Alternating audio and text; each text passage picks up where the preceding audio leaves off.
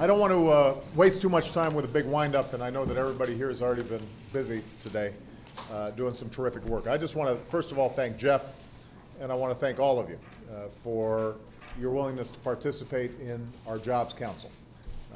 Just in terms of genesis, I think many of you are aware of the fact that 2 years ago we set up a business advisory group to help guide us through a crisis that we hadn't, of the sort that we hadn't seen since the Great Depression. Mostly focused on the financial sector, figuring out how we stabilize that and how we make sure that the credit markets are working and how we averted a Great Depression. We have done that. The economy is now growing. In many sectors, we're seeing recovery.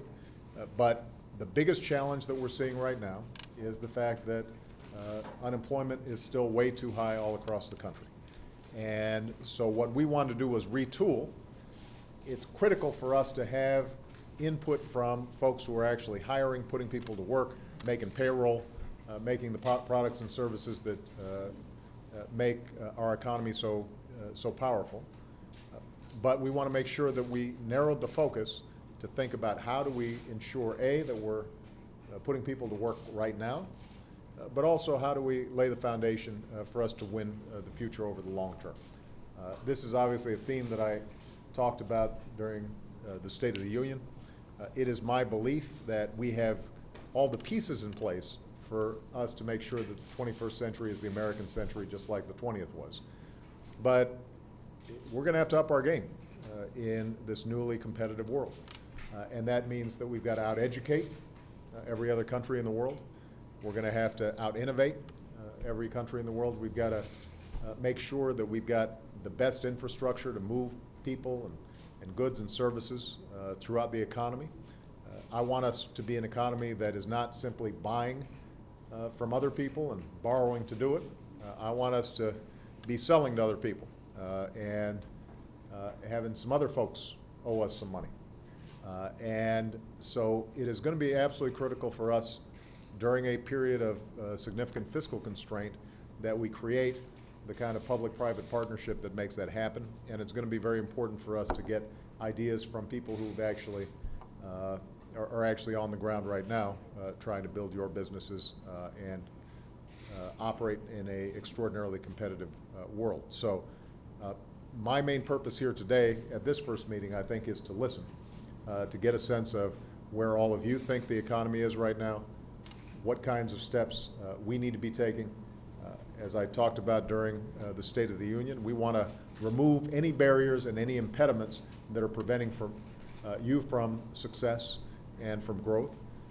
At the same time, we want to put a challenge to America's businesses that even as we're working with you to streamline regulations, to reform our tax system, to take other steps that have been sitting on the shelf for quite some time under both Democratic and Republican presidents, we want to make sure that we're also putting a little pressure on you guys to figure out how do we make sure that the economy is working for everybody?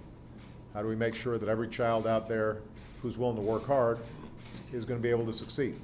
How do we make certain that working families across the country are sharing in growing productivity and that we're not simply creating an economy in which one segment of it's doing very well, but the rest of the folks are out there treading water. So, Jeff, again, I want to thank you for your extraordinary work. I want to thank all of you for agreeing to participate. Last point I'll make is that I'm not interested in photo ops, and I'm not interested in more meetings. I've got enough photo ops and enough meetings. I have a surplus of that. So I expect this to be a working group in which we are coming up with some concrete deliverables. I don't think that we have to be trying to hit home runs every time. I think if we hit some singles and doubles, if we find some very specific things that this group can help us on and we can work on together, then we can build on that success. And in the aggregate over time, this will have really made a difference at a critical juncture in our economy. So thank you very much. And with that, I'm going to turn it over to you, Jeff. Thanks, Mr. President. And, you know, again, what I'll do is kind of frame where the council will focus. And then we've got a chance to talk about the broader economy with some of the team sharing ideas. But I'd make 5 points. The first one is, I think we've got a very good team assembled. We had a chance to listen to each other this morning. It's a diverse team. You've got people that run businesses that are just based in the United States. You've got globally oriented companies, export-oriented companies. We've got small business, big business. We've got technology sector, services sector. We've got a broad variety of opinions, and we've got strong-minded people that are going to say what's on their mind. So I think we've started the right way by assembling a diverse group that can give you a good perspective on the economy and good ideas in council in terms of how do we make the economy better. So I want to say thanks publicly to everybody that's here today, and I'm glad to be a part of this group. I really like the way it's come together. Point number 2, there's universal agreement on the council this morning, and I think all of us want this to be laser-like focus on creating American jobs. That basically we don't like the cynicism that exists in the economy today, that we view that we share the responsibility in the private sector, in the private markets to do the things that are important to create jobs in this country, good jobs. Competitiveness is a launching pad for that, and that we have to stay focused in a global economy on competitiveness. But I think we all want this to stand for something, and pretty generally I would say the group wants it to stand for an aspirational focus on creating good jobs. So that's point number 2.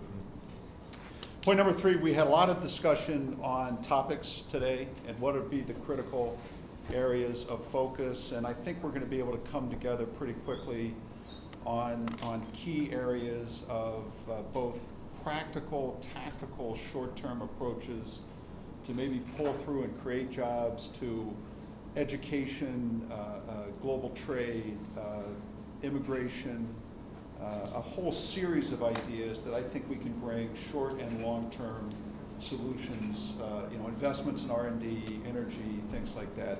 We want to be practical, so we want to stay focused on those things that can be accomplished, but at the same time we want to try to do some work on some building blocks that can drive long-term competitiveness. So I would say we will come to grips with a real focus that has both a short-term and long-term payback, and that I think with the group here, people have different areas of expertise and different opinions on where we should start, but there's generally a view that there's 7 or 8 general areas that are going to have the biggest yield, and that's where we want to stay focused. Point number 4, we want to have a process that you are right in the middle of. We basically see this in a 90-day kind of process. We want to share our outputs and ideas with you on that time frame that have very specific proposals. We'll work closely from a standpoint of what else is going on from a macro standpoint, but we very much want this to have a rhythm and an output that keeps us on track, makes it relevant, and again, shows that we can use the council as a launching pad for both substantive ideas, maybe longer-term public policy. The 5th point I'd make, Mr. President, is just one on outreach. Each one of us has geographic and industry constituencies that we can leverage very hard. I think a lot of this activity, in fact, most of this activity is going to happen outside Washington. We want to have sessions that are in the field. We want to have outreach sessions that are, I think, reaching out to our supply chain and various constituencies that are with us. So a big part of this is going to be about tone and about outreach and about, I would say, shared responsibility to improve the economy for the long term and create jobs and competitiveness. And so good people, both industrially and also Rich and Joe from the labor side. I think we've done a good job there.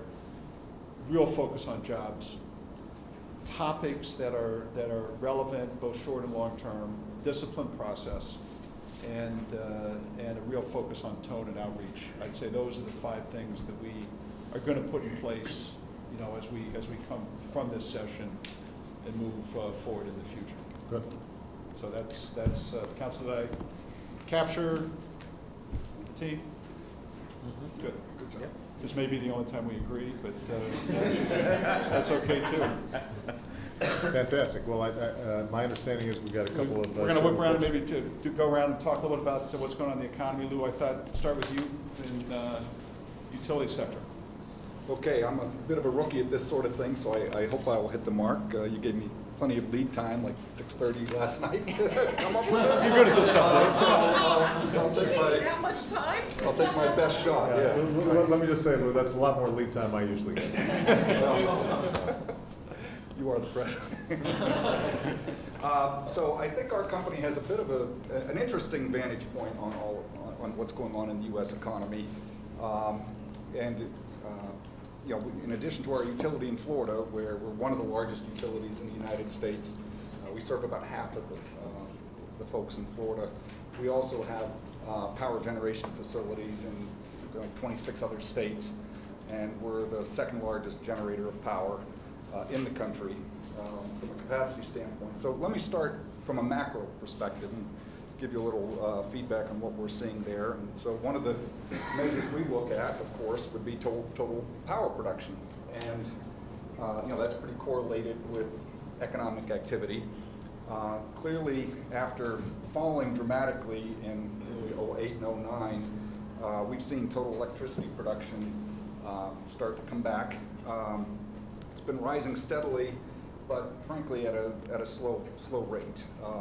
Just to give you a couple data points, or at least one data point. December of 2010, electrical generation was up 3.1% relative to the prior year. Now, with that, you know, having said that, its overall demand for electricity is nowhere near where our industry peaked in 2007. So in some regards, this is a good news, bad news story. If you think about it from a consumer standpoint, the combination of weak demand, plentiful natural gas, and an abundant supply of power, prices for electricity, our fuel that we use, and thanks to some of our suppliers like Jeff's company, even our equipment that we buy has come down in price some. So it's really resulted in meaningful savings for consumers. Hopefully that'll offset what they're seeing at the gas pump these days. But at the same time, lower demand is causing overall slower growth in our electric power sector. Now, one thing about our sector is we have very long lead times in terms of building for the future. So our industry continues to invest and is investing pretty significantly. I only have data for the shareholder-owned utilities. Of course, there's some other municipals and co-ops in the industry, but the shareholder-owned utilities are expecting to invest $85 billion this year in new CapEx. That's hot off the press number we just got yesterday. And those investments will be in things like new power plants, new transmission, renewable generation, smart grid technology, and other upgrades to the nation's electrical system. All of this will create jobs and really increase our economic competitiveness in the years ahead. But really with robust demand that but if we had demand at where we were in the 07 kind of time frame, we could invest more, is what I'm really trying to say. And with a little more clarity on some of the in the regulatory picture in regard to areas like transmission, nuclear, clean energy, things of that sort, the industry really does have the wherewithal to invest a lot more and is prepared to do so. So that's kind of the macro perspective. From a Florida perspective, what we're seeing is kind of a mixed read at this point. Our state clearly has bottomed and is starting to improve. We were one of the first states into the recession and most likely are going to be one of the last ones out. Our unemployment rate is still high, 12%. But from a utility standpoint, we saw for the first time in 3 years significant customer growth last year, and that growth has been gradually accelerating as we went through the year and what we've seen so far this year. We added approximately 30,000 customers last year, and we're basically every month looking at that just gradually going up. So that's a pretty good sign for what's going on in Florida. but we see very, very little improvement in the home construction market. And as a utility, we see that early on because we have to invest in facilities whenever developers want to build new housing developments and things of that sort. So while the worst is clearly behind us, or at least seems to be behind us, we still have some distance to travel to get back to what I would consider to be normal growth for our business. I know you're interested in clean energy, so I'll just comment on that for a second. On a national front, we saw nobody was banging at our door, nobody was listening to our phone calls for quite a while and selling more renewable power. The fourth quarter of last year, we picked up a lot of orders, and we're seeing that momentum continue so far this year. So we're cautiously optimistic about that, but we're still nowhere near the rate that we were hoping to be at this point in time, and nowhere near the rate that we were at, let's say, back in 2007 or something like that. Again, there's a bit of a good news story there. Is our suppliers have developed, continue to invest in the technology. Wind power especially is getting to be even more competitive, lower cost. We capture more wind and that sort of thing. So wind is very, very competitive with all other forms of electricity generation at this point. And we're seeing a very similar story on the solar side, although solar still has a ways to go.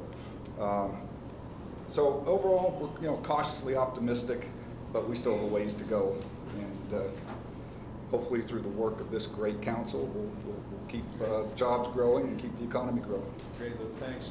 Ken was going to give an update on small business and just general economy. Yeah, what I thought I would do both is, as you said, general economy and small business, and one say that traditionally we've been a leading indicator by around 6 to 12 months for the economic environment. And that's been pretty clear as you look at the past 15, 20 years. What I'll go through is what I'm seeing, but also some concerns that may not be the case going forward, because I think based on what's happened. Meaning you may not be the same kind of. That's right. We may not be the same type of indicator, because I think with the event that happened once in 100 years, there are some changes in consumer behavior. There are some changes from a regulatory standpoint that might slow down that growth. But the first point I would make is if we look at card billings, and in our business model we have large percentage, 70% of our billings, $713 billion, is driven by people who pay in full at the end of the month. It's a major difference. And then you have 30% that revolve. And there's some fundamental differences, and you can see the change in revolving behavior that has taken place. In the US, the billings growth rate was 13%, but the overall industry growth rate for the credit card side was 6%. So already you can start to see a demarcation, and I'll talk about some of the drivers of that demarcation. And the question is really, given the credit situation, if we're going to see a real increase in that 6% number. So that's something that I think we just need to focus on. Small business, we have seen real improvements in the last year. Small business was a big concern over the last 12 to 18 months, but in 2010, we saw a comeback. So that growth rate was in double digits, low double digits, but good, strong growth, and that is continuing. And small businesses we characterize anywhere from 10 billion to 1 billion in sales. The other side is commercial, large commercial card, which is mid-size companies, and that's the group that's really 10 million to 1 billion is mid-size companies, small businesses below that. But middle market and large corporate, we saw a 19% growth rate, which we were in negative territory 12 to 18 months ago, 19% growth rate, and that is holding pretty well. And frankly, in conversations with a number of my technology peers, they are seeing good growth on the technology side. So I think that is certainly encouraging. And across almost every industry category, period, we're seeing positive growth. A number of categories in low to mid double digits, other categories in the 5 to 7% range. And so that is quite encouraging.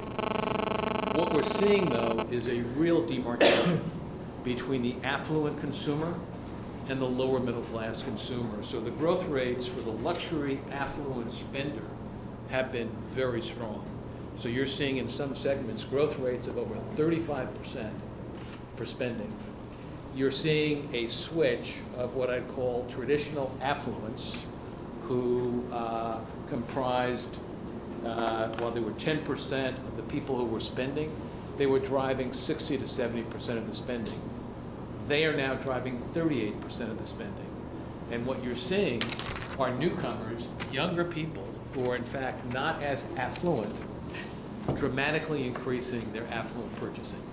And we're trying to get behind that dynamic because it's an interesting dynamic that you have a young group. Obviously, a substantial percentage of that group is doing their spending online. And I'll get back to that, and that's an important change.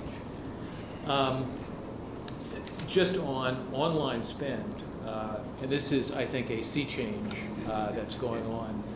Fastest growth category is online spend. So our online spend is growing 20% plus. PayPal is growing 20% plus. We're generating easily in excess of $100 billion in online spend. PayPal is generating around $92 billion in online spend.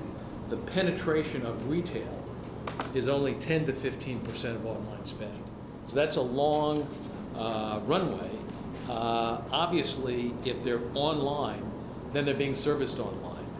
The short-term impacts from an employment standpoint could be substantial because the productivity is going to be impacted. From a growth standpoint, over the next 3, 5, 10 years, I think you're going to see an increase in employment as a result of that growth, but I do think there is going to be a short-term hit, and that's a concern as I look at that. So I think that's important to focus on. I think that what you're seeing from a behavior standpoint as far as revolving credit and lending is people are revolving less. Given the environment, they're saying, I'm going to pull back. I want to be more responsible in my lending. People have less access to credit. I think one of the consequences of the Credit Card Act, which generally I think was very good, is the impact has been on risk-based pricing. So people who are less creditworthy, institutions are less willing to extend that credit to them, and that's just a balancing that I think is going to be very, very important to go through. If you go to 2010, revolving credit balances were down 8%. We were flat to down 1%.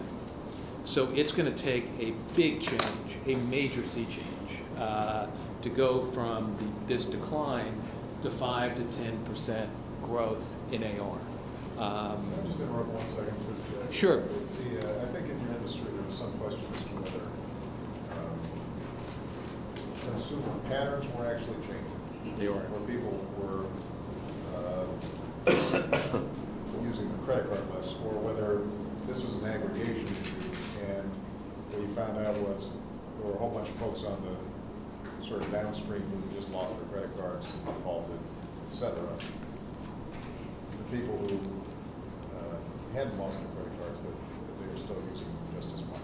I wasn't sure how Yeah, that resolved. here's the balance. I think that people are not utilizing the credit on their cards as much. So I would say that the change has been more. So there has been a change in behavior across the board. Yeah, there has been a change of behavior, and let me give you an example, is that the rate that people utilize their lines is in the 20 to 25% range.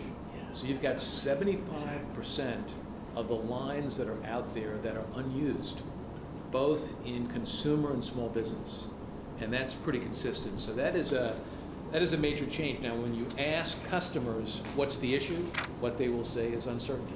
Uncertainty about the economic environment. Can they really invest? Are they going to take that risk? So they're being, on one level, very rational. But that is a very alarming number to me, that 75% of the credit out there is not being used. We're seeing the same thing. The city's Right. seeing the same thing. That's Our right. book is all credit cards, right? That's right. People So- are paying their balances down, Right. and they're not accessing Right. the future lines, and then, Right. and then the banks are pulling back on those. They're taking back the future exposure, just so they don't have it, so. But the concern I have is with the lower middle class, they don't get the access to credit, and those small businesses that have a more riskier profile, at the end of the day, financial institutions are being more conservative because they don't have the ability to dynamically risk-based price. And so sorting out that balance, but I think this behavioral change is something we really need to focus on, as well as how do we make credit more available to certain segments going forward. The credit performance is improving dramatically. So in the fourth quarter of 2009, the write-off rate was 10.1% for the industry. The write-off rate at the end of 2010 was 7.7. And to give you a sense at which we're hopefully a leading indicator, in 2009 we were 7.5. We finished the year at 4.4. And in January, we were 3.8% write-off rate. So we're very much back in our normalized range. And I would say, so for us, while we're the leader, I'm encouraged by what's happening with the industry overall. Now, there's a dynamic that's going on here is people are taking the benefit of their credit provision. Some are putting it right to the bottom line, and some are investing. What we've done is we've invested a substantial portion of that benefit, which is pretty much a one-time benefit. So that benefit is going to roll off at the end of this year. And so what's going to be interesting, while a number of financial institutions are reporting good profits, what's going to be critical is how they've invested that excess provision. And that's why some analysts are really questioning, particularly in the credit card industry, if the earnings growth is going to continue.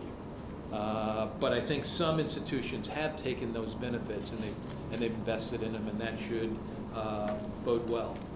So I think clearly consumers and small businesses, we've got to solve this credit issue, making sure that the lower middle class has more access to credit because now they have less access to credit. So in summary, what I would say is we need to stay very focused on this demarcation between the affluent and the lower middle class. There are clearly two very separate dynamics going on, and it's not necessarily, as I look at it, that we're going to see the trickle down that we've seen in past economic crises over time. Second is how do we change and make people aware and give them incentives to utilize the existing lines? Because to have 75% of the lines not utilized from an industry standpoint is highly concerning if we're going to drive growth. And third is access to credit. The last piece I would also mention is this impact of online spending on traditional retail is a very, very important impact because while it is very productive, the growth rates are tremendous, we're investing in it heavily. In the short term, even with traditional retailers, the fastest growth part of their business is online spending.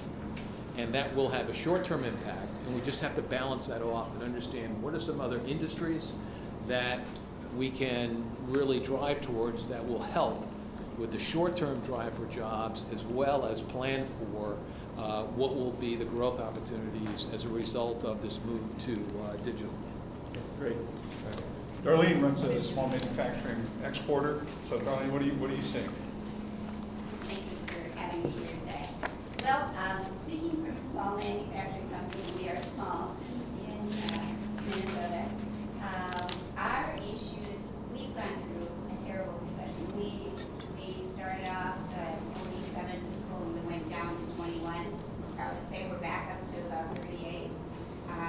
So we know it's recovered. We're really excited about the recovery. We've survived, and I like to say we're now in thrival mode instead of survival mode. Our industry, Precision Machine Products Association, and I think, Mr. President, you actually visited one of our companies in Ohio. I did. In manufacturing. It was cool stuff. Yeah, that's what I do. Anyway, our industry tracks manufacturing levels and sales levels, and we use a basis of 100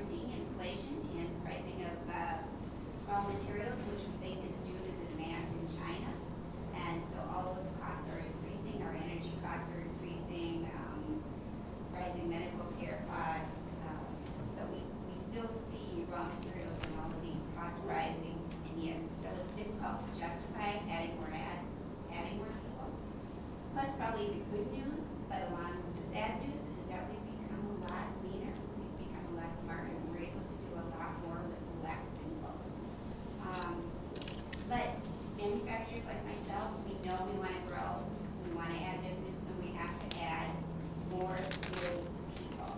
And that's our biggest challenge right now. Even though there's huge unemployment, we cannot find skilled labor to hire. They're just not out there. And we don't really have any unskilled labor jobs. We need people with the talents to be able to run these complex 5-axis machines or run our quality systems or know the medical requirements or the aerospace requirements. And it's really hard to find these people. Plus, we really don't have the time or monies to develop and train like we used to before. And business is picking up. We're seeing a lot of new orders. Everything's short. Everything is now. You need it today. We'll place the order tomorrow. So we really don't have that time to do all the training. So that's our big core is how can we get the strong, skilled workforce that we really need? And how do we convince people that not everyone needs a college degree, that they need maybe a technical degree or something in the quality-related fields, but not everybody needs that 4-6-year college degree. Other issues that we have, of course, are like everybody else talked about, regulatory and being concerned as to what's coming down. We're a tiny little company, manufacturing company, but we do export through our customers throughout the whole world. So free trade agreements are really important to us because the more they make, the more they sell, the more we get to make. So those are 3 really strong focus points for us. So again, I'd just like to say I'm very confident. I think U.S. manufacturing is on the rise, and I definitely have the evidence and the proof. And I really am excited to be here today and to use the talent of all these people to create more products in the United States. Thank you. Great, Darlene, thanks. Before we go forward, Darlene, and I don't want to steal any thunder from Penny here, but she's done some really good work on how we build up skills. You're talking about more skilled workers. And so in some places, you've got a very good relationship developed between industry and the local community college, where they'll help design, the businesses will help design the curriculum, hire the folks for who come out of a program. It might be a year program, a 2-year program.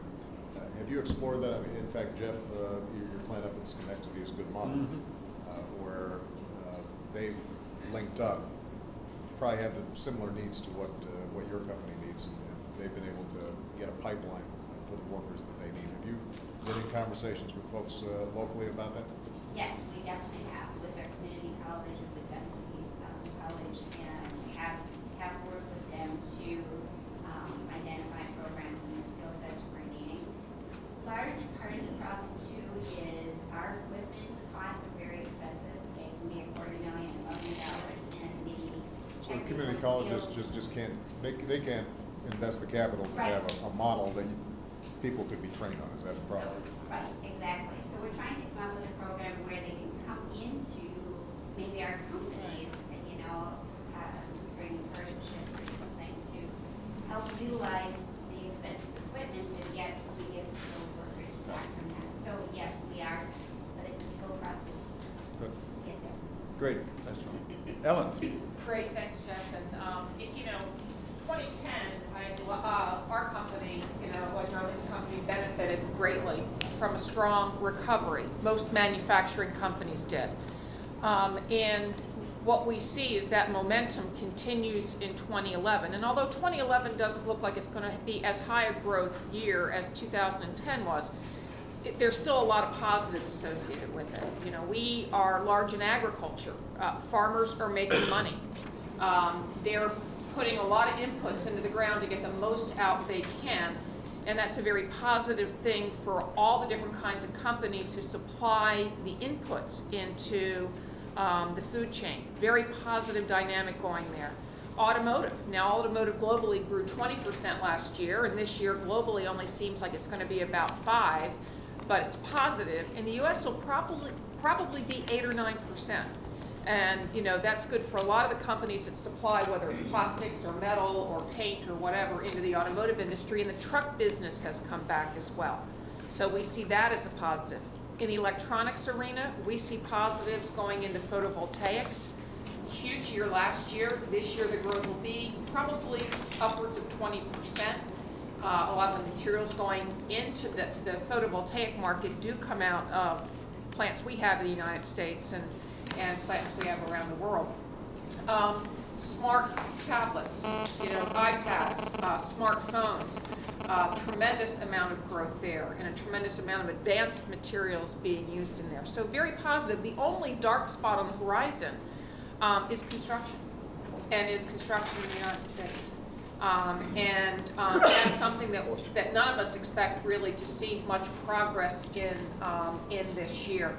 Now, the interesting part about it is that when you take a look at the demand we've seen, many of our plants are sold out. We are operating at capacity. And what we need to do is have the confidence to invest in order to be able to create jobs.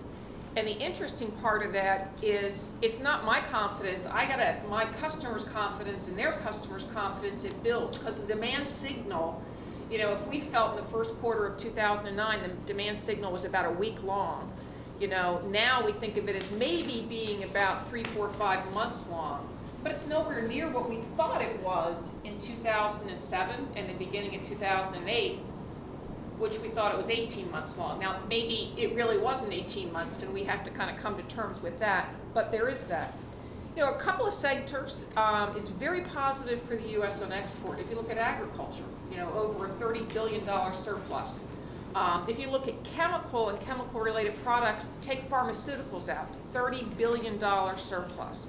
Those are the kind of plants in the United States. We're building 2 right now, one in Kevlar and one in films for photovoltaics. Both will come up this year. 2 strong areas that we even saw during the recession. But it is the capital expenditures that are going to have to really open up to be able to really create jobs. For every job, the couple hundred jobs I'm putting in Ohio at that Kevlar plant will create 4 to 5 times that many jobs in the community to support that plant. And that's a lot of small business support and the heavy machinery in these things, and we probably get some of it from you. So we do see that there is that connection, and we have to gain the confidence in capital expenditures to be able to really expand, and that is the demand signal. Now, what underscores that, and you can talk about, well, confidence, look what's happening in the Middle East today, what's going to happen, that short term, that'll play out, we'll figure that one out. But what it comes down to also is research and development. A lot of the work we do in advanced manufacturing is all based on basic research we do in this country, research and development we do, and there's a connection very clearly in companies like mine between research and development and jobs. And that's something that is not lost on us. We never decreased our research and development activities during the global financial crisis. We see that as our future. But I think that we have to talk about research and development and its part in creating jobs in this country, because that's where you do get the higher order jobs that we all need, the engineers, we all need the the technically trained people to be able to support. But we're optimistic about 2011. We see we're on that glide path.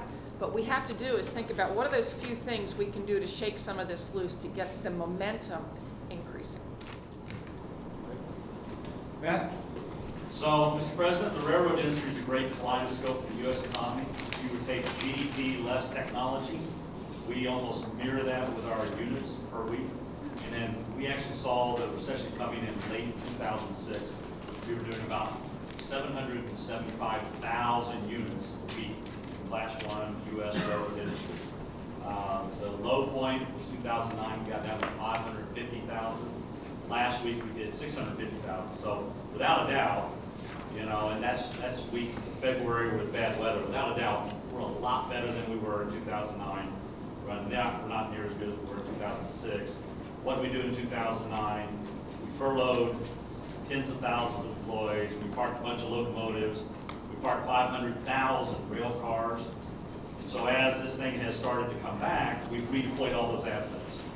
We're going to be hiring a significant amount of people this year. We will have record capital spending of the industry of almost $12 billion. We spend about $80 billion on our highway system in this country. We'll spend almost $12 billion private capital dollars for the railroad industry. So I think that, quite frankly, my belief is the economy's better than what you read, and that you're going to be pleasantly surprised of what U.S. businesses are going to do in the short term of how this thing starts to come back.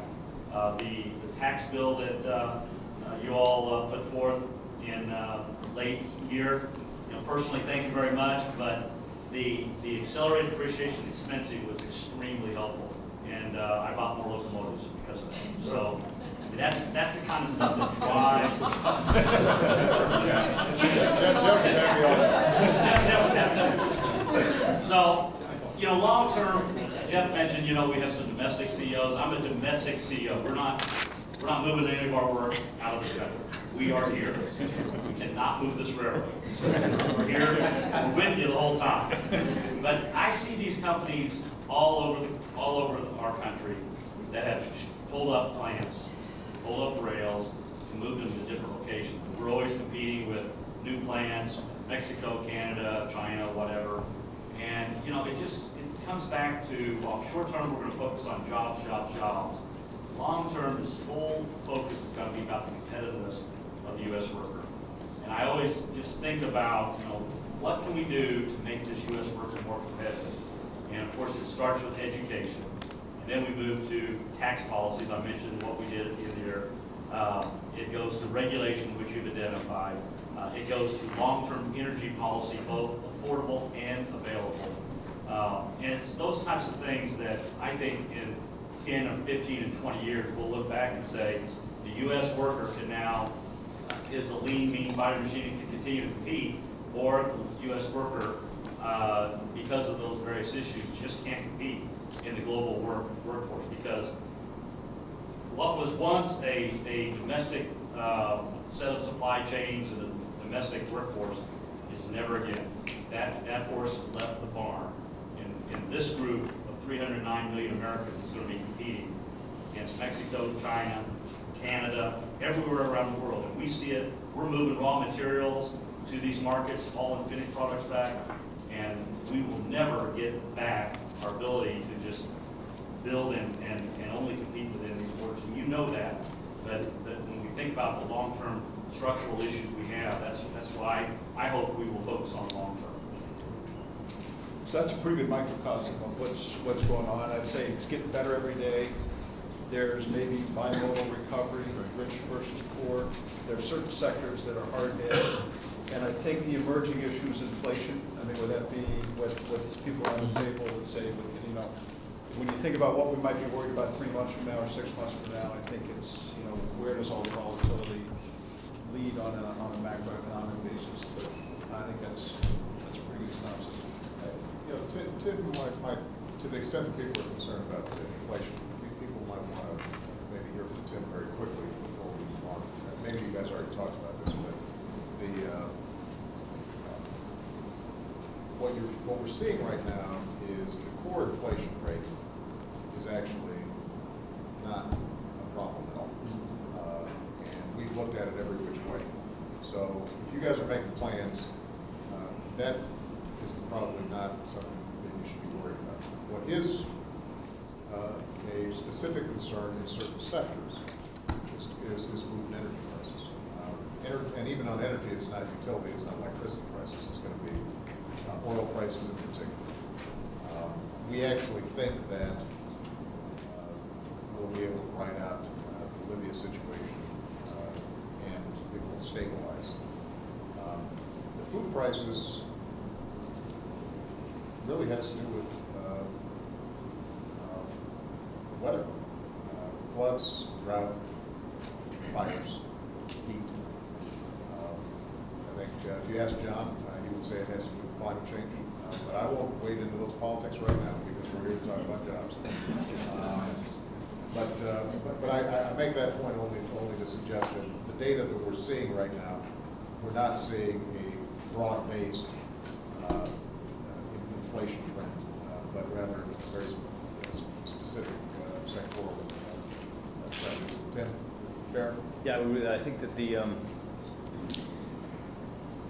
basic problem in some sense is that monetary policy in the emerging economies is still very loose. They've been very slow to tighten after the crisis, and they're going to have to start to tighten policy. That'll take some of the steam out of this pressure on commodity prices because they're going to be growing a little more modest pace going forward. But that's going to have to happen if we're going to contain the risk of inflation getting more momentum globally, and that needs to happen. We can't, of course, control that, but that'll be an important part of doing this. The other thing that you might refer to, it's 2:30 now, I think I can say this, is that we're going to try to remind people, just thinking about oil, that we have substantial capacity across the major economies in the strategic reserves of the major economies to deploy those reserves in the event we were to face some particular risk of sustained supply disruption.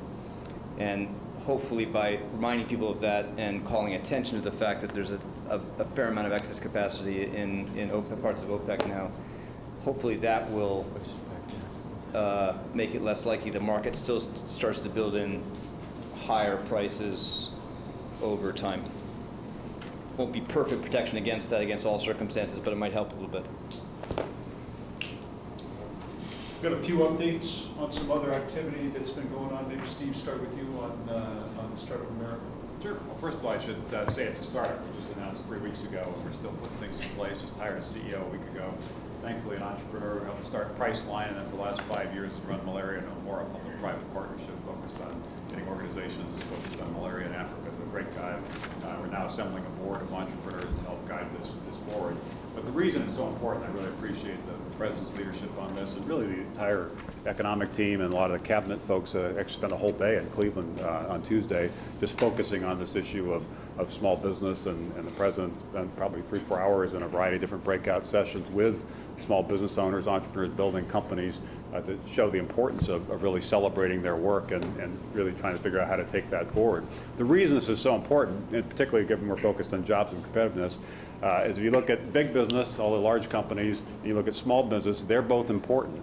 But as Karen Mills said earlier, the real leverage is the high growth companies that can create significant scale and significant jobs. The last 25 years, 40 million jobs were created by startups, and all the net job growth in our economy was created by startups. So how do we celebrate and accelerate startups, and particularly how do we focus on what's sometimes called speed ups, the company that really have the potential for significant growth? So the main focus of Startup America and this partnership is to get the private sector working with the government to try to expand the entrepreneurial ecosystems around our country. They're already working well in some places for some sectors. For example, in Silicon Valley for social media, it's working pretty well right now. But there's many places, including Cleveland and many sectors, where we don't have that robust entrepreneurial ecosystem. So we're working on a variety of programs, startup universities and an entrepreneurs toolkit, the Entrepreneurs Mentor Corps, a variety of different initiatives are being put on the table. And it's how do you take programs that are working in regions and bring them to scale and shine a spotlight on them. So it's early days, it is a startup, but we welcome all your input. Perhaps at the next meeting we'll be able to report on some specific progress and be clear on exactly what the priorities are. But I really do appreciate the fact the President and his whole team has really made this a priority, because even the simple act of celebrating entrepreneurs, I think, is a major contribution. Now the question is how the private sector supplements that with resources that really help them start new companies and particularly scale the companies with the greatest growth potential. Penny, you want to go through skills for America? Sure. In October, the President created Skills for America's Future, which is really a response to what Darlene raised as a problem, which is there are jobs out there, but we don't have the skilled labor to fill the jobs.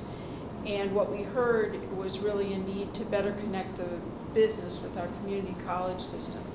And while many of you may think you don't have that many employees from the community colleges, I think you would be surprised, because our community college system, there are almost 1,200 community colleges in this country, and right now we have over 12 million students employed or taking courses enrolled full or part-time in the community colleges. So this is an enormous part of our education system, and one that we feel that we can better utilize if the private sector would get more involved.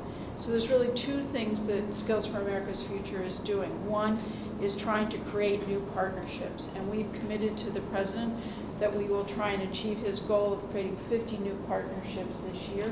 We're on our way. We have about 10, but we would like each and every one of you to become involved. So please, if you will, I'd love to talk more with you about what we're doing.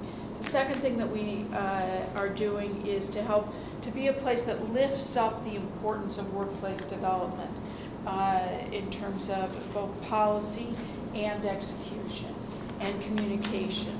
So we have our work cut out for us. We're just a few months ahead of Steve's effort, but we too are a startup, but we're moving fast. Our board is quickly getting put in place. We do have an executive director that has been hired a couple months ago, and we're out also out in many communities participating with Secretary Duncan or Secretary Solis at various conferences trying to get the word out. So we'd love your participation. Great, thanks, Penny. Eric, you want to give an update on PCAST? Well, I'll be brief, but you know, as you know, Mr. President, the major focus of PCAST has been the different ways to fuel the engines of innovation in the country. We have been working on a number of different things: the energy report, the health information technology, STEM education. We're going to be going back to those and trying to ask how can we help with the implementation of those reports that are already out, and there's already a lot of action happening in the Department of Energy, for example, and education. But what's exciting to me is the connection between PCAST and the Jobs Council, because everything we touch in PCAST is about the economy. So we're in the process of finishing up a report on advanced manufacturing that we've talked about, and the connections between this group and PCAST is really essential before we finalize that. There's a new project that we're going to be looking toward with the FDA in terms of how to streamline regulations with regard to drug approval, and clarity and certainty with regard to the paths for approval. And so the ability to connect with this group is particularly exciting to me, and so I'm very grateful that PCAST is represented ex officio on the Jobs Council. Jim's not here today, but we're off to a good start on the Export Council. Secretary Locke went through it earlier, and we're 15% up last year. 17. Very 17. So we're on our way, and I think that continues to have a lot of life in it, just given how good the markets in Latin America, India continue to be. So that's another, I think, great boost. Well, look, first of all, I thought that this was a terrific summary of some of the challenges. Obviously, the key for us right now is to translate this into action. Just a couple observations that I heard on the table. First of all, I do get a sense that there is an increasing bifurcation of the economy that we're going to have to address at some point. And that may be a big macro issue rather than a small micro technical issue. But all of you, small to large, are getting very efficient. Productivity keeps on outstripping all our expectations. And the phenomenon Ken talked about in terms of online is a classic example. Right? Partly what you're telling me is that retail sales jobs are going to be increasingly going the way of the bank teller and the travel agent. And so you've just got a whole swath of employment that is not coming back. Those folks then have to be trained in order to attach themselves to the industries of the future. Some of those are going to be service sector jobs in the healthcare industry or what have you. Thinking about how to prepare for changing demographics and increasing demand for services like healthcare is going to be a problem that we've got to solve. But we're going to need some advice from all of you. But I guess that's part of the reason why this Jobs Council is going to be so important, because you're going to have to help us identify where is the future job world going, so that we can start closing that gap between more affluent sectors of the economy and less affluent sectors of the economy. And going to involve a whole range of things. Part of it's going to be skills development.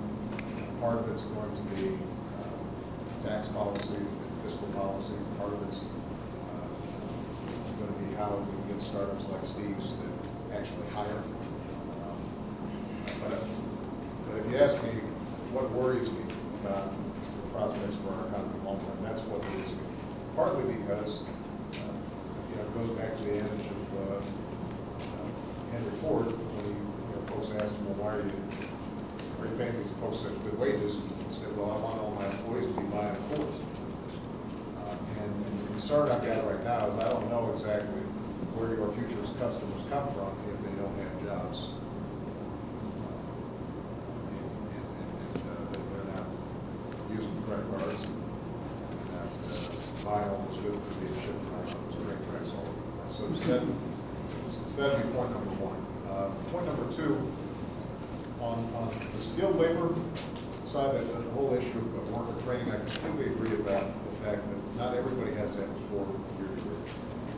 I had a terrific dinner that John Doerr organized out in Silicon Valley.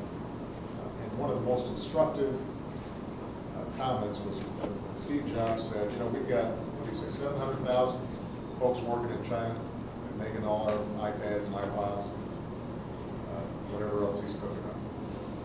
He said, the wage differential is not the primary reason we have all those folks over there. Now, I didn't completely buy that. I think he was exaggerating a little bit. He's taking advantage of the lower cost of labor generally. But what he said was that the biggest problem he actually had was essentially the mid-level engineer. The manufacturing engineer. Not the guy who's going to MIT or Caltech who's going to be designing our products. But it's the guy who is on the ground in the factory who's constantly tweaking and making sure that operations are functioning effectively. So I mention this because, Penny, we focused a lot on community colleges, and rightfully so. Some of what Darlene needs for her company, a 2-year degree will be sufficient. In some cases, it might be a 1-year technical training course. But it does seem that part of what we should be thinking about, and we discussed this during that dinner, was can we go to the Cal State Northridge or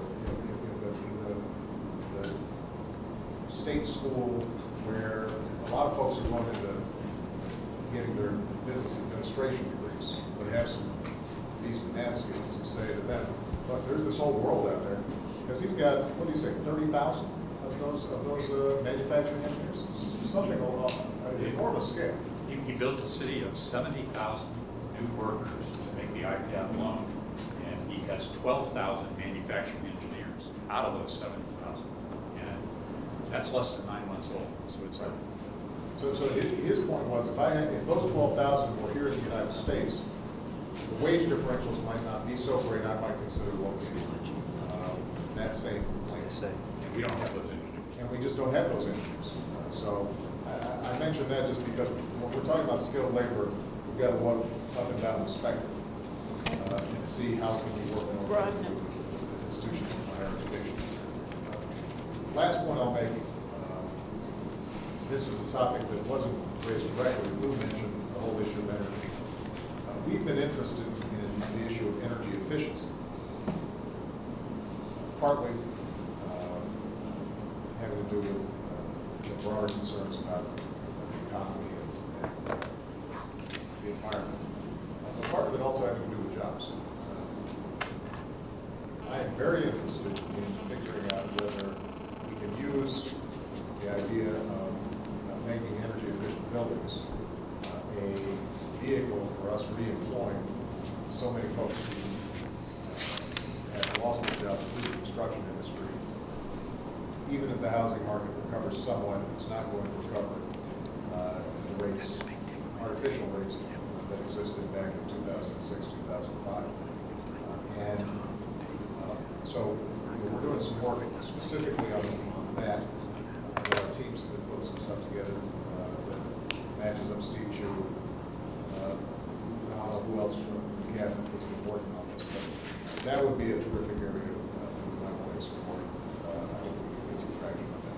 You know, I'm sorry, it's just, you know, one of the things we talked about as a group before you came was we want to take on a few things that we can move the needle pretty quickly. And I think this fits that bill. It's been discussed, the program is shaped. You know, I think a lot of this stuff is financeable even in the capital markets today without any stimulus or anything like that. So this is one we'll take on, Mr. President, because I just think it's out there and we ought to be focused on a few things that can move the needle quickly. I think this one, I'm sorry, go ahead. No, I was going to say, Mr. President, there's an idea that it's something I think that could be done within your existing authority, which is a green real estate appraisal, a standardized green real estate appraisal, where you institutionalize how appraisers value energy savings within the buildings.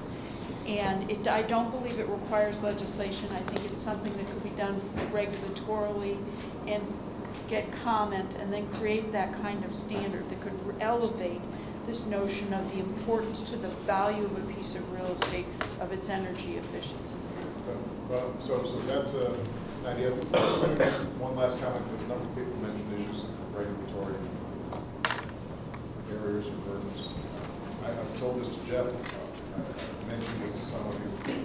I am absolutely committed and serious to figuring out how we eliminate regulatory barriers that are outdated, are necessary, are impeding job work. Now, there are going to be equities that have to be looked at because some of these regulations make sure the kids aren't swallowing mercury and make sure that the air is breathable and our workers are protected. And so we're not, if you go around this table, we're not going to get 100% agreement on every regulatory. But I am interested in finding some select areas where we can make some big progress. Eric mentioned the FDA. I've gotten a lot of commentary about the fact that we designed the FDA with a lot of smart people, good people at the FDA, but essentially their model was designed for the kind of medical devices you see in museums. Aren't necessarily well designed for biotechnology and advances in medicine. And so that'd be an area where getting a group to think strategically about how do we, it's not just a matter of eliminating one regulation, it's about designing these regulatory bodies so that they are up to speed and more responsive to a dynamic economy. That's something that Jeff would be a worthy project. We've got some appetite around the table, so I think we'll take you up on that one, Mr. President. All right. So we're going to spend the rest of the day kind of going through how we go the next 60, 90 days. I think you've given us some things to focus on. I think what we're going to try to do is be short and long-term focused, but really focused on jobs and competitiveness. And we want to see you soon, and maybe the next meeting in the field, someplace outside Washington. I think it's great. I think we're kind of anxious to get going. Anything we're missing or anything else? No. I think that you guys are right on track. I'll go back to what you said earlier. The focus here has to be on jobs here in the United States. And the reason is because our ability to sustain long-term things like an aggressive trade agenda or investments in R&D or investments in education will depend on the degree to which the American people feel a stake in your success. If they don't, if you guys are going gangbusters and making big profits, but they don't feel like they're benefiting as a consequence of increases in productivity, then they will pull back from things like free trade because their attitude will be, let's just look out for ourselves. Investments in research and development. Instinctively, people appreciate and understand the need for innovation and technology, but if they think that the byproducts of that investment never reach them, other than as consumers, then they may say to themselves, why do I want to pay taxes in support of that? Let the private sector do it on its own. And most of us here, I think, understand that a lot of the basic research ends up being prohibited for any one company to take on. So your mission is so important, not only for the short term. It really will help shape the degree to which everybody feels like the American dream is still available for all of us. And that will help unify the country and bring it together. And speaks to the whole confidence issue that I think everybody's interested in. Thank you so much for the great work. Thank you, Commissioner.